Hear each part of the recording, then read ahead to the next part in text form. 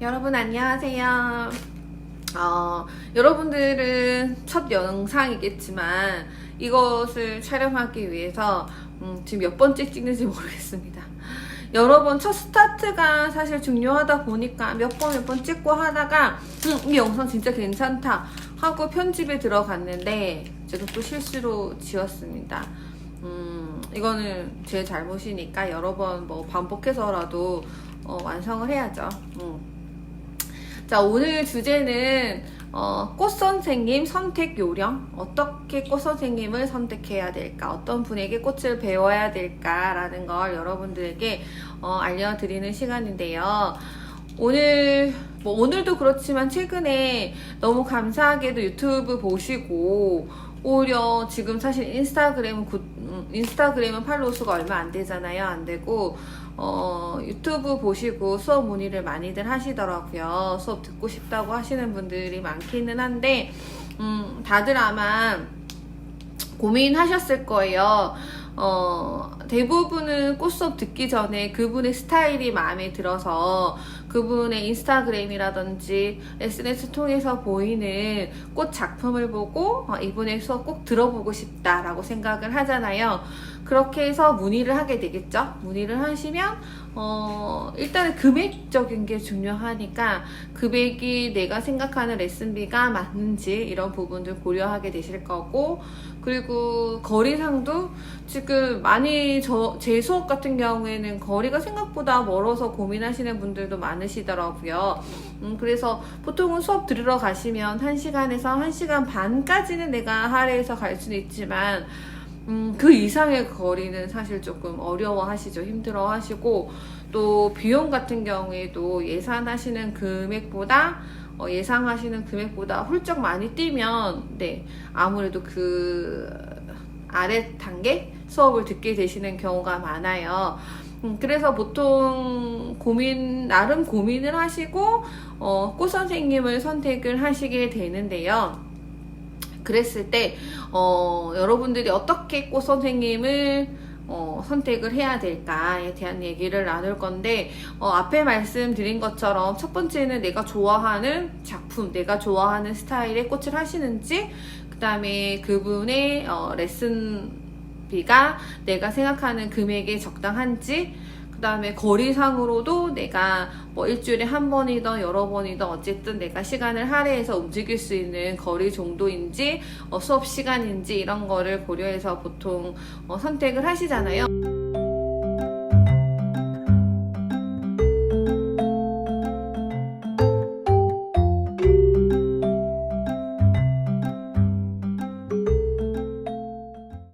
근데 이렇게 선택을 하시고도 후회하시는 분들이 너무 많아요. 제가 봐서는 선생님에 대한 만족도가 1에서 10까지로 치자면 보통 원데이 말고 정규 수업을 했었을 때 창업반이라든지 그렇게 여러 해 선생님을 만나고 만족하는 만족도가 생각보다 낮았어요. 평균적으로 정말로 5를 중간치도 못 넘는 경우도 많더라고요. 그런 경우에 얘기를 들어보면 생각했던 것과 달랐다, 그렇게 얘기하셨던 분들이 많은 것 같아요. 이게 사진 작품과 실제 작품이 달랐다, 또는 선생님이 레슨을 생각보다 좀 소홀히 하셨다, 또는 학생이 너무 많아서 나에게 집중되는 시간이 적었다, 또는 대부분 선생님한테 상처를 받는 경우가 좀 있더라고요. 선생님이 전부를 다 알려주지 않는다. 뭔가 선생님께서 나에게 100을 다 알려주기보다는 어느 정도 거리감을 두고 어느 정도 선까지의 교육만 된다라고 느낀다라든지, 또는 수업에 좀 많이 집중하지 않는 느낌을 받았을 때, 그리고 내가 원하는 수업 내용으로 이루어지지 않았을 때 실망을 많이 하시더라고요. 아이스크림 먹을까봐. 본론적으로 수업이 다 끝난 뒤에는 내가 그 시간과 그리고 돈을 투자해서 꽃 수업을 들었는데 결론적으로 내가 뭘 배웠는지 잘 모르겠어. 남는 게 없어.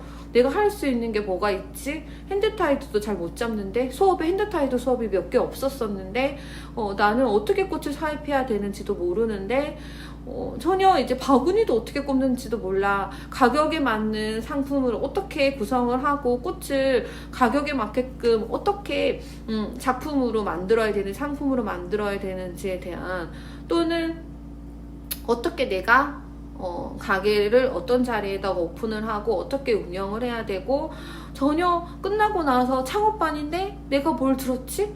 뭘 들었는지 모르겠어 라고 하시는 분들이 많더라고요. 그리고 그 선생님과 소통이 단절돼 버리는 경우, 수업이 끝나는 동시에 선생님과 계속 소통하면서 선생님 이건 어떻게 해야 돼요? 저건 어떻게 해야 돼요? 하고 물어가면서 어떻게 보면은 내가 가고 있는 길에 선배가 또 되는 거잖아요. 그렇게 해서 스승과 제자 관계에서 또 더 나아가서 이제 같은 동료, 네, 그런 입장에서 서로 꽃친구가 돼서 서로 공유할 것들이 사실은 너무나 많은데, 그게 수업이 끝나는 동시에 단절이 되는 분들이 많으시더라고요. 그랬을 때 또 상처를 받죠. 근데 이거는 제가 일단은 학생 입장에서 얘기를 한 거고, 저는 또 선생님이잖아요. 선생님 입장이니까, 그게 뭘까라는 생각을 한번 해보는데, 첫 번째는 꽃은 정말 어려워요. 어려워서 내가 창업반 수업을 들었다고 해서 그 과정이 끝났다고 해서 나는 꽃을 잘할 거야. 꽃을 오픈하기에 나는 완벽한 상태가 돼. 절대로 그렇지가 않아요. 꽃은 계속 지속해서 공부를 하셔야 돼요. 그리고 꽃을 배우는 과정 그 안에서도 그 수업에만 의존하시면 안 되고 따로 혼자 연습하시는 시간도 충분히 있어야 되거든요. 근데 그 과정을 끝냈다고 해서 나는 준비가 이제 끝났어 라고 절대로 말할 수가 없어요. 그리고 내가 선생님을 선택했었을 때 잘못 선택한 경우도 분명히 있어요. 그 선생님의 작품만 보지 않았는지, 내가 정말로 꽃에 눈이 많이 트이기 전에, 그러니까 꽃을 배우기 전에 정말로 다양한 작품을 많이 보셔야 되고, 그런 작품들을 통해서 정말 내가 어떤 걸 좋아하는지, 어떤 스타일의 꽃을 좋아하는지 그거를 알아가는 시간이 좀 충분히 있어야 돼요. 그런데 그냥 한번 수업 조금 들어보고 또는 예쁘게 하는 거 한두 거 보이니까 금방 선택을 하게 되면 내가 생각했던 것과 좀 다른 경우가 생기기도 하고, 내가 좋아했던 스타일이 생각보다 금방금방 바뀌기도 하거든요. 그래서 이 선생님 그 선생님 작품이 마음에 들었어 라고 수업을 신청을 했는데 금방금방 눈이 트여버리는 거예요. 인스타 보니까 더 예쁜 데가 보이네? 새로운 데가 보이네?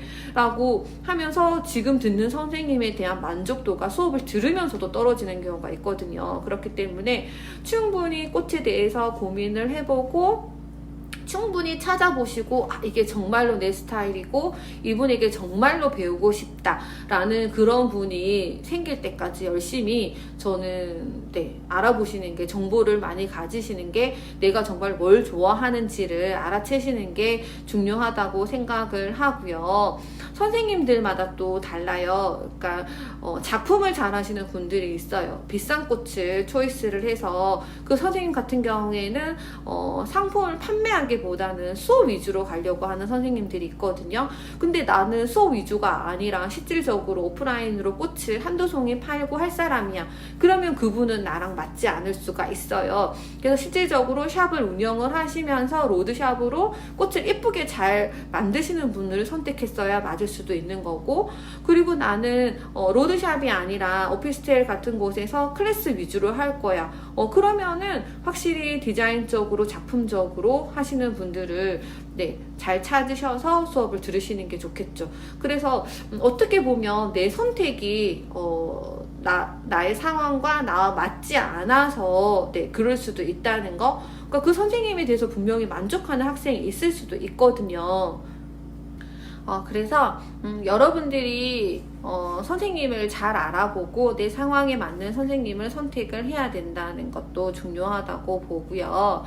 그리고 저는 사실 그 사진만으로는, 꽃 사진만으로는 그 선생님에 대해서 알기가 쉽지가 않아요. 왜냐면 정말로 작품은 너무 예쁜데 이거를 설명을 정말로 잘 못하시는 분들이 있어요. 그냥 느낌으로 꽂아내기를 원하시는 분들도 계시고, 또 어떤 분들은 정말로 내가 만든 거를 보고 그대로 컨트롤 V, 컨트롤 C, 컨트롤 C, 컨트롤 V, 갑자기 헷갈린. 내 거를 그대로 보고 그대로 쫓아서 하길 바라는 선생님의 스타일이 있고요. 선생님이 하고 있는 방향이 아니라 정말로 너의 스타일을 찾기를 원하는, 그래서 쫓아서 하지 않고 네가 충분히 고민하고 조금 시간은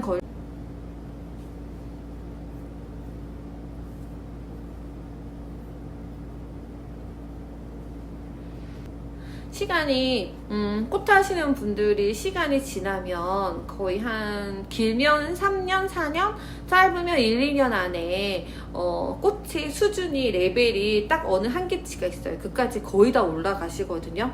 올라가시고 나면 고객들 눈으로 봤을 때는 다 비슷비슷해 보여요. 다 비슷하게 다 잘하시는 것처럼 보이거든요. 그랬을 때 고객들은 어떤 분을 선택을 할까요? 아무래도 비용적으로 좀 저렴한 곳 선택할 수도 있겠죠. 금액이 중요하신 분들은. 또는 나와 거리가 가까운 곳, 아무래도 일부러, 사실 거기서 거긴데 일부러 저 멀리까지 갈 필요는 없잖아요. 그래서 나랑 가까운 곳에 있는 꽃집을 선택을 하시게 될 거예요. 또는 나한테 잘해주시는 분, 지인이라든지 친구라든지, 가면 친절한 곳, 그런 곳을 가서 선택을 하시게 될 거예요. 그러면 사실 어떻게 보면 작품적인 거, 상품적인 거는 너무 다 똑같고, 결국 경쟁을 해야 된다는 거는 거리적인 경쟁이라든지, 내가 지인이 얼마나 많으냐, 그 다음에 또 내가 얼마나 싸게 파느냐, 이런 거로 경쟁을 해야 돼요. 근데 저희는 사실 플로리스트로 일을 하는 거잖아요. 그랬을 때 단순하게 내가 그런 걸로만 경쟁을 했었을 때 즐거울까요? 대부분 꽃을 하시면서 힘들어하는 게 너무 돈을 쫓아서 하게 되고, 내가 하고 싶은 스타일이 아닌데 그 동네 사람들이 원하는 대로 쫓아서 가고, 처음에는 분명히 내 스타일이 있다고 생각을 했는데 점점 그 스타일이 없어지면서 손님이 원하는 대로 이렇게도 해주고 저렇게도 해주고 계속 이제 쫓아서 가는 거죠. 그러다가 보면 내가 뭐 하고 있지? 나 옛날에 이런 스타일이 아니었는데 내 꽃이 예쁜지도 모르겠는데. 그렇다고 해서 사실 돈을 많이 벌면 괜찮아요. 많이 벌면 그 돈을 버는 그 즐거움이라도 있으니까. 근데 꽃집은 자꾸 생기고, 돈은 그렇다고 해서 많이 버는 것도 아니고, 그렇다고 내 스타일은 뭔가 잃어가고 있는 것 같고, 꽃 만지는 게 재미도 없고, 이렇게 하다 보면 딱 권태기가 와요. 권태기, 꽃태기라고 하죠. 꽃태기가 오면서 고민을 하게 됩니다. 꽃집을 계속 해야 될까? 더 배워야 될까? 새로운 선생님을 찾아가야 될까? 이런 고민을 하는 분들이 이제 찾아와요. 저를 찾아오면 제가 얘기를 합니다. 다시 너의 스타일을 찾아라. 원래 하고 싶었던 대로 해라. 지금 오히려 경쟁이 너무 심하기 때문에 그 경쟁 속에서 살아남는 법은 다른 사람과 똑같이 해서 되는 게 아니라 너의 개성을 찾고 너가 즐거워하면서 일을 해라. 그러면 물론 처음에는 내 스타일이 만족스럽지 않은 사람들은 떨어져 나갈 수도 있겠죠. 근데 이거를 시간이 지나면 내 꽃을 정말 좋아하는 사람들이 생기고, 오히려 그게 좀 편해져요. 편해지면서 지금 저 같은 경우에는 알아서 해주세요라는 주문이 굉장히 많거든요. 내 중심에 어떤 게 있는지가 중요한 것 같아요. 내가 돈을 벌고자 하는 게 주 목적인지, 내가 하고 싶었던 꽃을 만지고 그걸로써 힐링하는 직업을 가지는 게 목적인지. 물론 이제 여러분들 다 두 가지 토끼 다 잡고 싶겠죠. 장사도 잘 됐으면 좋겠고, 돈도 잘 벌었으면 좋겠고, 그리고 내가 하고 싶던 스타일로 꽃도 했으면 좋겠고. 근데 그 두 가지를 잡는다는 건 정말 힘든 것 같아요.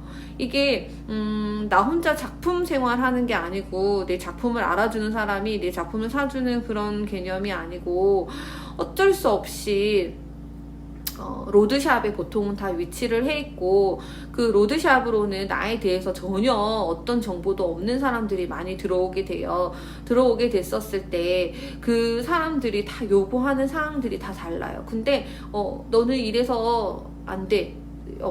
우리는 안개는 안 팔아요. 우리는 장미는 안 돼요. 우리는 이런 거는 안 해요. 라고 우리는 비누꽃은 안 합니다. 이렇게 하다 보면 원래 내 주관대로 내가 하고 싶은 대로 하겠죠. 그렇게 하다 보면 손님이 점점 그 집을 찾는 횟수가 줄게 돼요.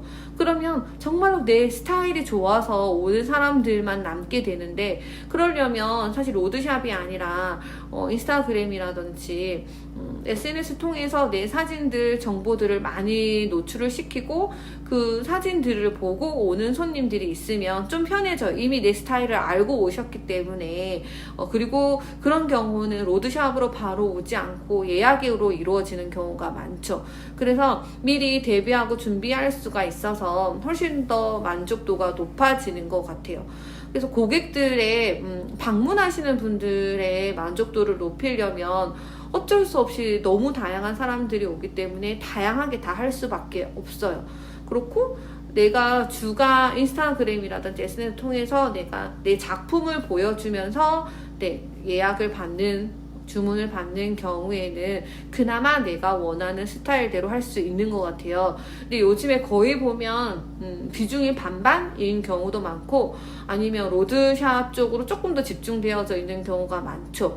그래서 조금 애매할 거예요. 인스타그램으로는 충분히 내가 좋아하는 스타일을 해서 판매를 할 수가 있는데 로드샵으로 정보 없이 바로 오시는 분들한테는 그들이 원하는 걸 해줘야 되니까, 그죠? 그 부분에 대해서 여러분들이 어려움을 느끼실 것 같아요. 그러면 오는 분들 뜻에 맞춰서 내가 원하는 대로 다 해야 될까? 아니면 이런 거는 여기는 왜 빨간 장미 없어요? 여기는 왜 안개 없어요? 라고 하는 자꾸 그런 사람들이 많다. 그럼 어떡하지? 이거를 준비를 해야 될까? 갖다 놔야 될까? 하는 고민을 가지시게 될 거예요. 아무래도 또 그렇게 해서 가는 손님들의 횟수가 늘어가고 매출은 또 줄어가고 이러면 도저히 안 되겠다.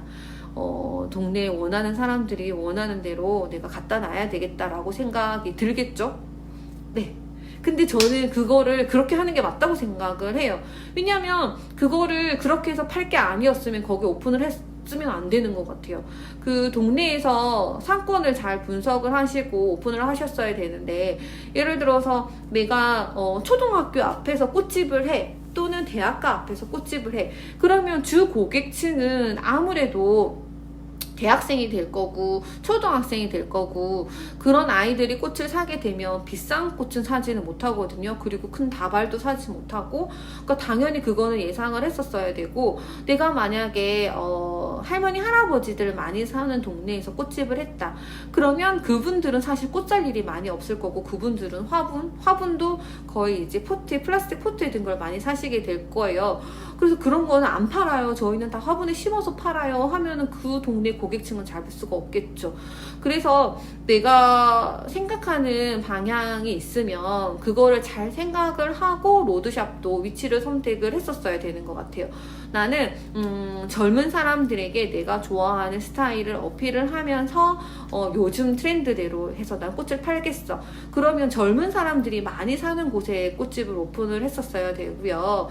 나는 그냥 빨간 장미도 팔고 안개도 팔고 그냥 이것저것 옛날 스타일로 해서 다양하게 팔아보겠어 하면 유동인구 굉장히 많고 다양한 사람들이 오가는 곳에 하면 될 것 같고, 그러면 오늘 막 주저리 얘기를 했는데요. 결론이 들어보면 딱 그거지 않아요? 여러분들이 선택을 해놓고 후회를 하는 거예요. 선택에 대해서 후회를 하는 상황이 되게끔 여러분들이 선택을 하신 거거든요. 그렇기 때문에 첫 번째는 후회하지 않도록 잘 알아보고 오랜 시간 동안 고민을 해보고 선택을 하셨어야 된다는 거고, 그리고 그러지 못하고 이미 선택을 한 경우라면 이제 한번 고민을 해봐야 되는 거죠. 이 선택에 있어서 내가 이제 어떻게 다시 길을 찾아가야 될까. 내가 지금 현재 상황으로는 두 가지 토끼를 다 잡을 수가 없어. 그러면 내가 지금 더 중요하게 생각하는 거는 뭘까? 그래서 지금부터라도 나는 어떤 선택을 해야 될까라는 고민을 해야 된다는 거죠. 아빠는 선생님을 선택하는 부분에 있어서도 그렇고, 내 가게 위치, 내가 하는 스타일, 선택, 모든 부분들이 사실은 내가 지금 실망하고 어려워하고 한다는 건, 힘들어 한다는 건 내 선택이 잘못됐기 때문에 저는 그런 경우가 많다라고 생각을 하거든요. 그래서 아직 시작하시지 않은 분이라면 정말로 신중하게 고민을 하시고, 먼저 시작하신 분들의 얘기를 귀담아서 많이 들으셨으면 좋겠고요. 이미 선택을 하셔서 꽃집을 하고 계시는 분들이라면 이제 꽃집을 어떻게 운영을 하면 좋을까, 내가 정말로 하고 싶은 방향은 뭘까 라고 신중하게 한 번 더 고민을 해보는 시간이 되셨으면 합니다. 도움이 되셨으면 좋겠는데, 네, 이 외에도 혹시 궁금한 사항이 생기시면 따로 제가 컨텐츠를 만들어서 영상을 찍을게요. 궁금한 사항은 댓글로 남겨주시면 감사하겠습니다. 안녕.